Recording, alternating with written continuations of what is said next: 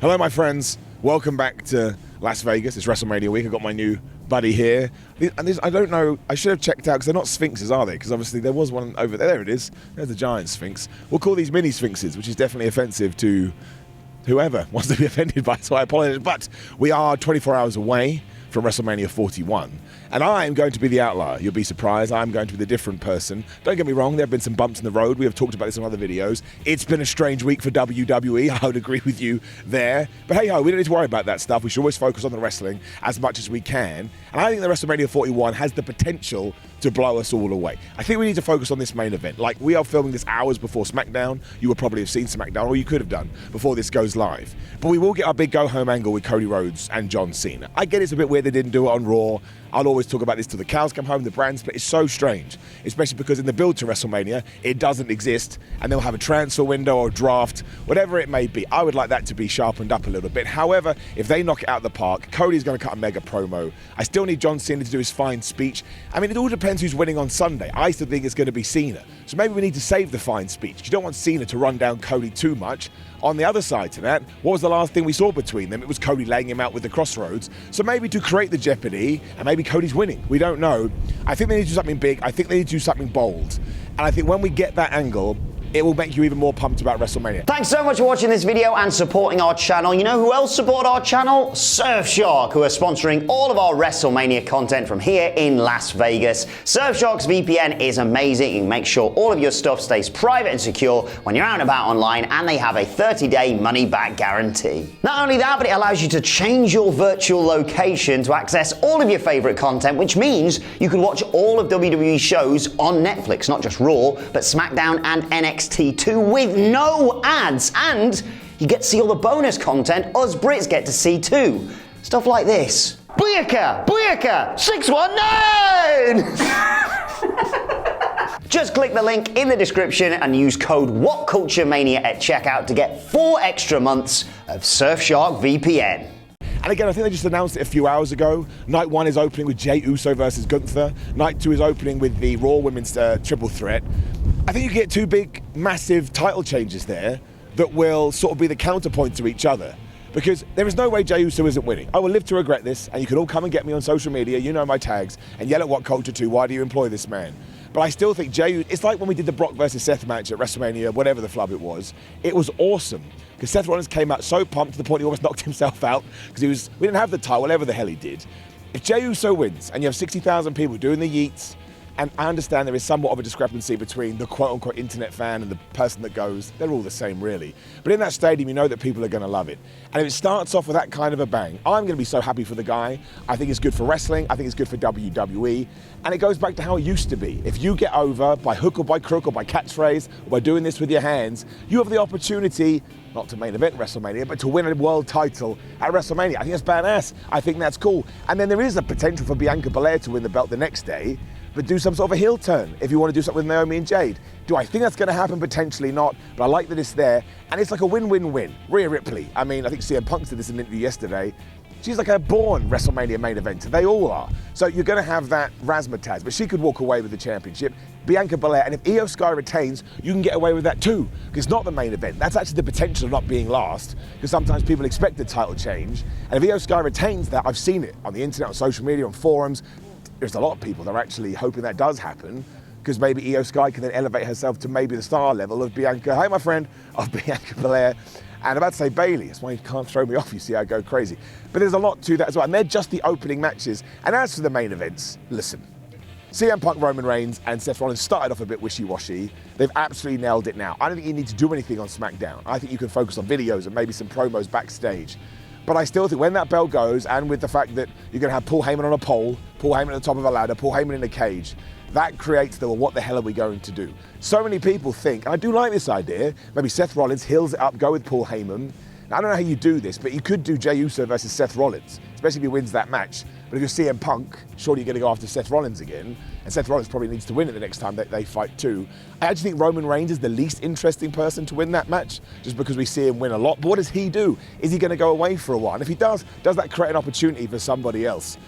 And then again, going back to Cody versus John Cena, I truly believe now, given what we're seeing on the internet and what people are posting and teasing, and it could just be a double tease, But you may get John Cena winning the championship with The Rock. I'm convinced The Rock is going to be here. Say what you want. That's buzz. That's excitement. That absolutely adds to the power of WrestleMania. But you could have it with The Rock screws over, Cody Rhodes, John Cena wins, the ultimate bad guys. Travis Scott is out there probably stiffing people for real. And then Stone Cold Steve Austin, who is going to be at the Hall of Fame tonight, right? The Hall of Fame tonight. Of course he could come out, stun The Rock, he's in town, and then you'll find, if the final picture of WrestleMania 41 is Cody Rhodes without his title, which is not a problem, being endorsed by Stone Cold Steve Austin, I may retire. That may be the last video you ever see from me, because that is peak. We got that one Austin return pop in 38, right, WrestleMania 38. I was there, I turned into an 8-year-old. You ask any of the WhatCulture guys, I like sitting and just watching wrestling events these days. I'm an old man, I like watching other people, because there's something fun about seeing other individuals' reactions. I was 8 years old. I went totally nuts. It was brilliant. And to get that again and a stunner on The Rock, you could probably argue this is the last time you could do it, because how long is The Rock going to keep going? He's obviously a heel now. Austin is the proverbial babyface. You could actually have a stinker on Saturday and half of Sunday suck and do that, and I'd be like, well, it's the best WrestleMania of all time, because it's always the feeling that it leaves you with. And I do think there are some other great matches that on paper, like the Intercontinental title 4-way. Again, I think the build for most of this has been a bit, some of it's good, some of it not so good. I wouldn't call it bad, but yeah, maybe not sort of connecting as much as possible, mostly because we had these extra 2 weeks. WrestleMania is usually long done by now, and I don't think they'll ever do this again.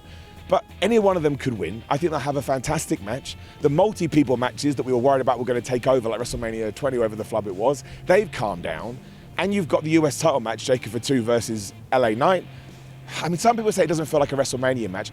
I think it all depends on what they do on the night. If they go out there and have an absolute banger, an absolute classic that we remember, and Jacob for 2 wins, or Jacob for 2 gets screwed over by the Bloodline, don't forget, given what could happen on Raw and SmackDown, you may get the Bloodline storyline extending, 2.0 versus 3.0, as Solo and Tama do turn on Jacob, and then Jacob for 2, if Bronson Reed is ready to go, him and Jeff Cobb could come in. Jeff Cobb, if you don't know, is a New Japan guy, been going for years. He's awesome, he's excellent, and those 3 together, it would work. And there's Hikuleo, and there's another Bloodline person, because they go on forever, which is great. So I think a lot of it could be, if we're talking in a week's time, so we've got through Saturday, we've got through Sunday, we've seen Raw, and then obviously we'll be on the precipice of another SmackDown. If all these people do come back, and I think the way to spin it, as I cut myself off, maybe for the first time, but I'm sure we can think of other ones, WrestleMania 41 to me does not feel like the end of the season. It feels like we're going to start some stories. It feels like we're going to use it as a pivoting on point. And why the flub not? We've had 41 of them. I think every now and then we can change it up, but I do totally believe we will potentially, looking at it in my positive peak ways, have a different opinion, a different understanding of what we did do in the build when they land everything on Saturday and Sunday. I mean, Naomi versus Jade Cargill, just a one-on-one match. And you can go into the statistics. We have not done enough of that when it comes to WrestleMania. But there's arguments either side. I am advocating for Naomi to win. That doesn't make any sense. Jade Cargill's the big returning babyface. It's her first big one-on-one singles WrestleMania match. Again, logic would tell you she should get the victory. But Naomi's heel turn has been so good. And again, maybe you can connect it to Bianca Belair. Once again, we're telling stories. We're telling you to watch Raw. We're telling you to watch SmackDown. And I suppose the TV deals, not why I like getting into this because it's nerdy, but I suppose for the justification as to why Triple H may be doing it, they do make more money from TV. So maybe they sat down, look, it is a new company, we understand this, and they are trying to sort of future book things. So maybe they've got to the point where we're like, well, we can use WrestleMania as our big showcase event where people get pumped and come and spend a ridiculous amount of money in Las Vegas.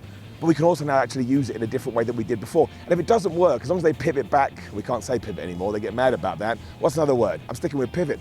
If we do then pivot back, that's okay. We have to try new things. If we are going to watch wrestling all of the time, can't do the same thing constantly, it gets boring. And I barely touched on any of the matches, but I really do think if you go sort of through it line by line, and all the little things that we're doing, there's errors, there's not enough tag team title love on the show. Even the matches we do have feel a bit wishy-washy, but there's also a way to salvage that. I think Liv Morgan and Raquel Rodriguez just need a proper feud. I still kind of would like the idea of Alexa Bliss and Alexa Bliss and Nikki Cross being a team in the Wyatt Six. But if Bayley does turn on Lyra Valkyria, and at least we come out on the other side, we have the Intercontinental title feud, maybe we can do it in a way where it feels like a moment. Obviously, WrestleMania moments are our favourite things. The New Day, I'm really hoping tonight from nowhere someone just goes, oh hi, the New Day and the War Raiders is a chair match, a tables match, or whatever. I just think it would benefit from it. But then I can justify that too. Drew McIntyre versus Damian Priest in the street fight. And that is one I feel like could steal the show potentially, even though we're 99.9% sure that Drew McIntyre is going to win, as he should. And that's why I think Cody can lose the title as well. I've actually changed my fantasy booking. I thought CM Punk was going to go after Cena. I do think eventually, but you've seen the Backlash poster. is Randy Orton. It's very reminiscent of the Attitude Era. I think John Cena could win that title. Cody is preoccupied with Drew, who will beat Damian Priest and then murk him on SmackDown, which he did say he was going to do. When Randy Orton is like, you know what, John Cena, in St. Louis, his hometown, so they will go with the babyface heel thing for John Cena. I actually think we're going to do it now. They've convinced me, and even if they tricked me, that's fine. So John Cena, Randy Orton, Backlash, the pay-per-view after WrestleMania. Who's going to get mad at that? Now, actually, I say this on a quiet. When they go back to their feud, it never really hit the levels it should have done. But they're actually better performers now. And I think they understand wrestling. It feels that way when you hear them talk in interviews. And maybe the thing that was missing from it was Randy Orton being the good guy and John Cena being the bad guy. But I just know if I was Triple H in charge and I knew I had that on my potential booking sheet penciled in, I think it's really cool for WrestleMania. I think it's really cool for Backlash. And we don't do that thing when we come out of the show of shows and we have nothing there, which happens so many times. You see numbers dip and the product feels dry, the product feels a bit boring. I don't think that's going to happen this time because I think we have future loaded it. So maybe we do get to sort of May, June, July, SummerSlam time. We look back and go, well, now I get it. Now I understand. And maybe Roman Reigns loses and he goes on to a program with The Rock. And we do that at SummerSlam. I'm still convinced it's going to be CM Punk versus John Cena at SummerSlam. I think they will be the two main events. If WWE can be smart to link them and sort of, draw the road that we can understand, I'm pumped. I'm ready. So no more negativity. Of course, you can still crap on stuff. Just do it in the comments below. Crap on me. Why not? I'm losing my voice. It's only Friday. I've only been here 2 days. What's wrong with me? You think I'd be better at this by now, but I'm not. But if you are here, like the video, share the video, subscribe, come to our watch-alongs. Thank you very much to MGM and Luxor and Surf Shark. That's what they're called. Appreciate you.